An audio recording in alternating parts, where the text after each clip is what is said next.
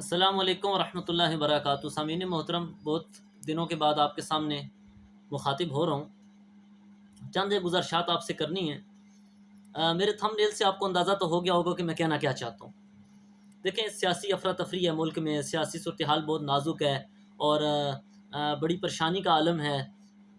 بہت ساری سیاسی پارٹیوں والے ایک دوسرے کو برا بلا کہہ رہے ہیں، ایک دوسرے کو گالیاں دے رہے ہیں۔ اس میں نقصان یہ ہو رہا ہے کہ علماء دین جو ہے وہ تان و تشنیع کا نشانہ بن رہے ہیں۔ میرا فوکس ہوگا مولانا طارق جمیل صاحب کی ذات کو تھوڑا سا میں بیان کروں گا، ان کے بارے میں کچھ باتیں عرض کرنی ہیں آپ سے، اور مولانا فضل الرحمان صاحب کے بارے میں کچھ باتیں عرض کرنی ہیں، کیونکہ مولانا فضل الرحمان صاحب جو عمران خان کو کہتے ہیں یہودی ایجنٹ، اور مولانا طارق جمیل صاحب عمران خان کو کہتے ہیں بڑا دیانتدار آدمی ہے، نیک آدمی ہے، ریاست مدینہ کا نام لیتا ہے۔ اب جو تو مولانا فضل الرحمان صاحب کے کارکنان ہیں، وہ مولانا طارق جمیل صاحب کو برا بلا کہہ رہے ہوتے ہیں، گالیاں دے رہے ہوتے ہیں۔ علماء کی بات نہیں کر رہا، جو چھوٹے کارکنان ہیں وہ گالیاں دیتے ہیں، برا بلا کہتے ہیں، اور جو عمران خان کے کارکنان ہیں، پی ٹی آئی کے ورکرز ہیں، وہ مولانا فضل الرحمان صاحب کو برا بلا کہہ رہے ہوتے ہیں۔ تو اب دیکھیں، میں کچھ باتیں عرض کرنا چاہتا ہوں۔ مولانا فضل الرحمان صاحب ایک جید عالم دین ہے، مولانا طارق جمیل صاحب بھی ایک بہت بڑے عالم دین ہیں۔ تو بینگ اے مذہبی اسکالر ایک دو باتیں عرض کرنے لگا ہوں ان کے بارے میں۔ دیکھیں، اللہ کے نبی صلی اللہ علیہ وسلم کی حدیث ہے، العلماء ورثۃ الانبیاء، علماء جو ہیں وہ نبیوں کے وارث ہیں۔ علماء نبیوں کے وارث ہیں۔ عالم جیسا بھی ہے نا، دیکھیں کمیاں کوتاہیاں خامیاں علماء کے اندر ہوتی ہیں، لیکن عالم ہے، لوگوں کو اللہ رسول کی بات کرتے ہیں، مدارس ہیں، ان کے مدارس میں پڑھاتے ہیں، دین کا کام کرتے ہیں۔ علماء ہیں، انہوں نے پگڑیاں باندھی ہیں، داڑیاں رکھی ہیں، تہجد گزار ہیں، دین کے کام کرتے ہیں۔ اس وجہ سے علماء نبیوں کے وارث ہوتے ہیں، کیونکہ ان کے سینے میں اللہ کا قرآن کا علم ہوتا ہے، اور نبی علیہ الصلوۃ والسلام کی احادیث مبارکہ کا علم ان کے سینے میں ہوتا ہے۔ اس وجہ سے وہ قابل قدر ہوتے ہیں علماء کرام۔ دیکھیں، باپ کا بیٹا کسی باپ کا بیٹا اگر نابینا ہے یا معذور ہے، تو باپ کی جائیداد کا مالک کون ہوگا؟ باپ کی جائیداد کا وارث کون ہوگا؟ اس کا بیٹا ہوگا۔ ایسا تو نہیں ہوگا کہ یہ معذور ہے تو یہ باپ کی زمین کا وارث نہیں ہے۔ بیٹا جیسا بھی ہو، معذور ہو، نابینا ہو، بیمار ہو، باپ کا وارث وہی ہوتا ہے۔ عالم جیسا بھی ہو، کمیاں کوتاہیاں جتنی بھی ہوں، نبی علیہ السلام کا وارث وہی ہوتا ہے۔ یہ بات تو سمجھنے کی ہے۔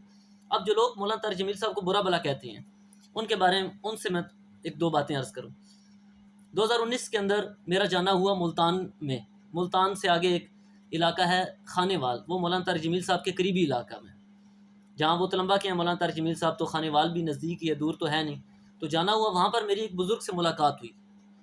انہوں نے بتایا کہ وہ مولانا طارق جمیل صاحب کے رائٹ ہینڈ ہیں، ان کے قریب رہتے ہیں، ان کے ساتھ اچھا خاصا تعلق ہے۔ انہوں نے مجھے بتایا کہ یہاں پر ہمارے ملتان کا بہت بڑا طوائف خانہ تھا۔ یہاں پر طوائفہ لڑکیاں رہتی تھیں جو اپنا جسم بیچتی تھیں اور گناہ کے کام کرتی تھیں، اور لوگوں کو اپنی طرف متوجہ کرتی تھیں اور پیسے کماتی تھیں، یعنی طوائف خانہ تھا ان شارٹ۔ یہ تو مولانا طارق جمیل صاحب ان کے پاس گئے، ان کے سامنے روئے دھوئے، ان کے سامنے بیان کیا، اللہ کے نبی صلی اللہ علیہ وسلم کی سیرت مبارکہ بیان کی، اور ان کو توبہ کروائی۔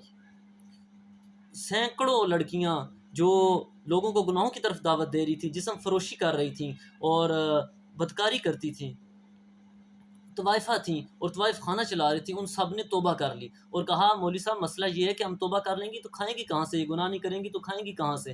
تو مولانا طارق جمیل صاحب نے کہا کہ تمہارا کھانا میرے ذمہ ہے۔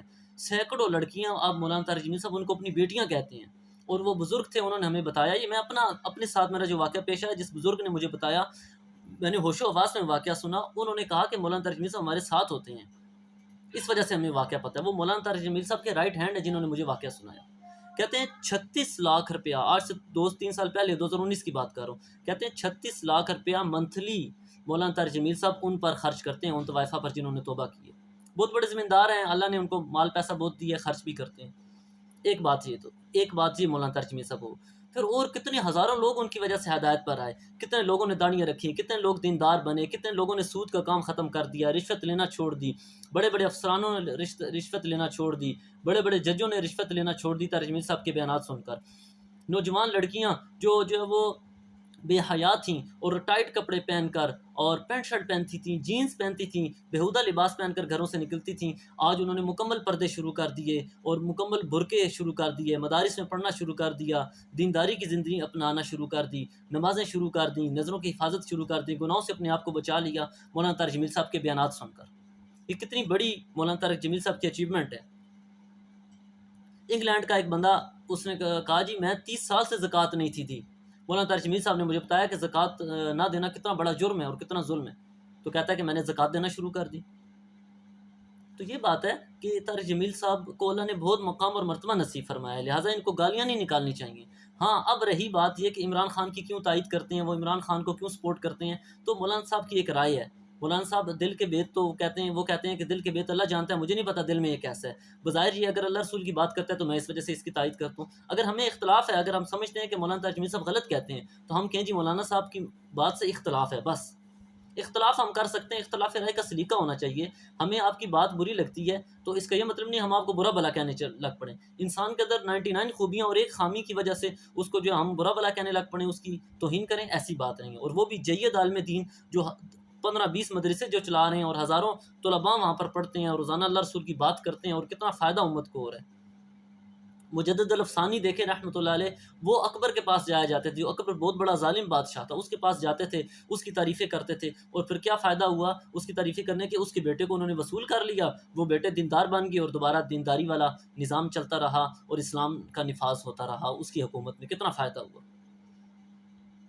اسی طرح اب جو لوگ مولانا فضل الرحمان صاحب کو برا بلا کہتے ہیں، ان سے بھی میں کچھ گزارشات کرنے لگوں، ذرا غور سے سنیے گا. مولانا فضل الرحمان کی میں پارٹی کا نہیں ہوں، جمیعت علماء اسلام سے میرا کوئی تعلق نہیں ہے، ٹھیک ہے. اب میں بات یہ کرنے لگا ہوں کہ دیکھیں جو مولانا فضل الرحمان صاحب عمران خان کو یہودی ایجنٹ اس وجہ سے کہتے ہیں کہ ان کے پاس بے شمار اس کی وجوہات موجود ہیں. اب دیکھیں کل کا واقعہ ہے ملتان کے اندر، 2-3 دن پہلے بھی ملتان میں جو جلسہ تھا، عمران خان کہاں پر رہے ہیں؟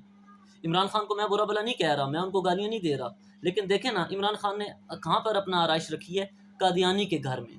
اب مولانا فضل الرحمان کو دکھ نہیں ہوگا کہ مولانا فضل الرحمان کے والد نے اتنی محنت کر کے مشقت اٹھا کر، مفتی محمود رحمۃ اللہ علیہ جو مولانا فضل الرحمان کے والد تھے، اتنی قربانیاں دے کر، لوگوں کی گالیاں سن کر اور جو ہے وہ جیلیں کاٹ کر قادیانیوں کو کافر قرار دیا تھا. اور آج ان قادیانی جو اسلام کے بھی دشمن ہے، پاکستان کے بھی دشمن ہے، عمران خان صاحب جب ان کے گھر میں جا کے رہیں گے، ان کے مہمان بنیں گے، ان کے ساتھ تعلق بنیں گے، تو کیا مولانا فضل الرحمان کو دکھ اور افسوس نہیں ہوگا کہ میرے باپ نے اتنی قربانیاں دیں ختم نبوت کے لیے اور آج ختم نبوت کو نقصان پہنچا رہے ہیں عمران خان؟ تو کیا مولانا فضل الرحمان اس کو قادیانی ایجنٹ نہیں کہیں گے؟ کہیں گے. دیکھیں میں نہیں کہہ رہا قادیانی ایجنٹ، میں یہودی ایجنٹ نہیں کہہ رہا، لیکن مولانا فضل الرحمان اگر کہتے ہیں تو ان کے پاس اس کی لاجک ہے، اس وجہ سے کہتے ہیں. اتنا بڑا جید عالم دین ہے، وہ ویسے تو نہیں کہتے. مفتی تقی عثمانی صاحب مولانا فضل الرحمان کے ساتھ ہوتے ہیں، ہر جگہ آپ نے دیکھا ہوگا. مفتی تقی عثمانی صاحب کوئی معمولی شخصیت ہے؟ 150 سے زائد قوانین جو اینٹی اسلام تھے ان کو اسلام کے اکارڈنگ کیا. سپریم کورٹ کے چیف جسٹس رہے ہیں مفتی تقی عثمانی صاحب. اور سود سے پاک بینکاری، اسلامک بینکنگ سسٹم کا پورا نظام دیا ہے پاکستان کو اور عرب کو اور کویت کو، کتنی جگہوں پر. امام الحرمین جو ہیں، حرم شریف کے امام جو ہیں، وہ مفتی تقی عثمانی صاحب کو آ کے سلام کرتے ہیں، ان کے پیچھے نمازیں پڑھتے ہیں. اور مفتی تقی عثمانی صاحب کس کے پیچھے نمازیں پڑھتے ہیں؟ مولانا فضل الرحمان صاحب کے پیچھے. اگر مولانا فضل الرحمان صاحب منافق ہوتے یا غلط آدمی ہوتے تو مفتی تقی عثمانی صاحب ان کے ساتھ کیوں ہوتے؟ بڑے بڑے اکابر علماء بزرگ جتنے بھی دیکھے سارے مولانا فضل الرحمان صاحب کے ساتھ ہوتے ہیں اور ان کے ماتھے چومتے ہیں. ایسے ایسے شخصیات ہیں، پیر ذوالفقار صاحب ہیں، پیر عزیز الرحمان ہزاروی صاحب ہیں، کتنی بڑی بڑی شخصیات گزری ہیں اور موجود ہیں، جن کی وجہ سے ایسے بڑے بڑے بزرگ جن کی وجہ سے اللہ نے ہزاروں نہیں لاکھوں لوگوں کو ہدایت دی ہے، وہ مولانا فضل الرحمان صاحب کے شانہ بشانہ کھڑے ہوتے ہیں. میں آپ کو، مشرف نے مدرسوں کو ختم کرنے کی کوشش کی تھی امریکہ کے کہنے پر. لوگ کہتے ہیں جی مشرف کے ساتھ مل جاتے تھے، مشرف کے ساتھ مل کر تعلق بنا کر اس کو پیار محبت سے سمجھاتے تھے تاکہ مدرسوں کو نہ ختم کرو. پھر بھی اس نے بڑی کوشش کی، جامعہ حفصہ کو نقصان پہنچایا اور مدارس کو نقصان پہنچایا. پھر بھی جو مدارس کی بقا رہی مولانا فضل الرحمان کی برکت سے. دیکھیں میں اپنی ایک اور چھوٹی کارگزاری آپ کو سناتا ہوں. ہمارا پنڈی میں مرکز ہے، تبلیغی مرکز راول پنڈی کے اندر. میں نے خود دیکھا موٹر وے کے اوپر اس کا گیٹ بنا ہوا تھا اور پچھلی گورنمنٹ نے، پی ٹی آئی والی گورنمنٹ نے اس کو گیٹ کو بند کر دیا. کچے راستے سے لوگ آتے تھے، شب جمعہ ہوتا تھا، ہزاروں لوگ آتے تھے، بڑی پریشانی ہوتی تھی، مشقت ہوتی تھی بہت زیادہ، لوگوں کو آزمائش کا سامنا کرنا پڑتا تھا. روڈ ٹوٹی ہوئی تھی اور نقصان تھا، لوگوں کو تنگی ہوتی تھی، پریشانی ہوتی تھی. جیسا ہی مولانا فضل الرحمان صاحب کا بیٹا بنا اسمبلی وزیر مواصلات، فوراً اس نے مرکز کا گیٹ کھلوا دیا. اب جتنے بھی لوگ تبلیغ کے لیے آتے ہیں وہ فوراً اس گیٹ سے گزر کے جاتے ہیں آسانی سہولت کے ساتھ. ہزاروں لاکھوں لوگوں کو فائدہ ہو رہا ہے، ہزاروں لاکھوں لوگوں کی سہولت بن گیا. سہولت کون سے لوگوں کو سہولت ہو؟ جو تبلیغ والے تھے، جو اللہ رسول کی بات کرتے ہیں، جو لوگوں کو دین کا پیغام پہنچاتے ہیں، ان کے لیے سہولت کس نے پیدا کر دی؟ مولانا فضل الرحمان کے بیٹے نے. اسمبلی میں ہونے کے یہ فائدے ہیں علماء کے. دیکھیں یہ تو قادیانیوں کا جملہ ہے، قادیانیوں کے جو جملے ہیں. قادیانیوں نے خود کہا ہے کہ جب تک یہ پیلی پگڑی والا مولوی پیلی پگڑی والا یعنی مولانا فضل الرحمان، جب تک یہ پیلی پگڑی والا مولوی اسمبلی میں ہے قادیانیت کو کبھی کوئی فائدہ نہیں پہنچ سکتا، اور جب تک یہ پیلی پگڑی والا مولوی اسمبلی میں موجود ہے قادیانیت ہمیشہ کافر ہی قرار رہیں گے، قادیانیت کو کوئی مسلمان ثابت نہیں کر سکتا۔ قادیانیوں کا جملہ ہے، قادیانیوں کا مرزا مسرور اس نے خود کہا ہے کہ جب تک اسمبلی میں مولوی موجود ہیں، جب تک پاکستان میں مولوی موجود ہیں، تب تک جو ہے وہ پاکستان کا قانون قادیانیت کے خلاف جو بنا ہوا ہے وہ بنا رہے گا، وہ قائم رہے گا۔ اب مجھے بتائیں کہ یہ پیلی پگڑی والا جس کو لوگ برا بلا کہتے ہیں، اس کا کتنے بڑے بڑے کام ہیں اس کے۔ اب اسی طرح نادیہ رمضان چودھری جو انگلینڈ میں ہوتی ہے اور عمران خان کی پارٹی کی بڑی لیڈر ہے انگلینڈ کی، وہ باقاعدہ اس کی ویڈیو یوٹیوب پر موجود ہے، آپ بھی دیکھ سکتے ہیں کہ وہ باقاعدہ مرزا مسرور جو قادیانیوں کا سربراہ ہے اس کو ملی ہے نادیہ رمضان چودھری جو کہ پی ٹی آئی کی بڑی لیڈر ہے، اور کہا ہے کہ آپ کو پتہ ہے عمران خان فریڈم کی بات کرتے ہیں، آپ ہمیں سپورٹ کریں۔ تو اس نے کیا کہا ہے کہ میں سپورٹ نہیں کروں گا کیونکہ یہاں پر مولوی موجود ہیں، آپ لوگ مجھے فائدہ نہیں پہنچاؤ گے۔ اس نے کہا ہے مرزا مسرور جو قادیانیوں کا سربراہ ہے، اس نے کہا ہے کہ عمران خان نے مجھے کہا ہے کہ آپ ہمیں ووٹیں دیں، جب میں الیکشن لڑ کے جیت جاؤں گا تو پھر میں آپ کو آپ کے حقوق دلواؤں گا، آپ کو جو کافر قرار دیا گیا ہے قانون کے اندر، یہ قانون ختم کرواؤں گا۔ تو مرزا مسرور نے کہا ہے کہ پہلے آپ ہمارا قانون ختم کروائیں، پھر اس کے بعد آپ کو ووٹیں دیں گے۔ تو دیکھیں یہ ساری صورتحال ہے۔ میں عمران خان کو کچھ بھی نہیں کہتا، عمران خان کو برا بلا میں نہیں کہہ رہا، میں عمران خان کی پارٹی کے خلاف نہیں ہوں، اور نہ ہی میں مولانا فضل الرحمان صاحب کی پارٹی کے خلاف ہوں۔ صرف دو باتیں ہیں، جو لوگ مولانا طارق جمیل صاحب کو برا بلا کہتے ہیں، میں ان کو سمجھانا چاہ رہا ہوں بھائی ایسے نہ کرو، اللہ کا واسطہ ہے، علماء کی توہین نہ کرو، بڑا نقصان ہوگا۔ اور مولانا فضل الرحمان صاحب کو جو برا بلا کہتے ہیں ان کو بھی میں کہہ رہا ہوں خدا کا خوف کرو، مولانا فضل الرحمان صاحب عالم دین ہیں، ان کو برا بلا نہ کہو، علماء کی توہین کرو گے بڑا نقصان ہوگا، دنیا میں بھی بربادی، آخرت میں بھی بربادی ہے۔ السلام علیکم ورحمۃ اللہ۔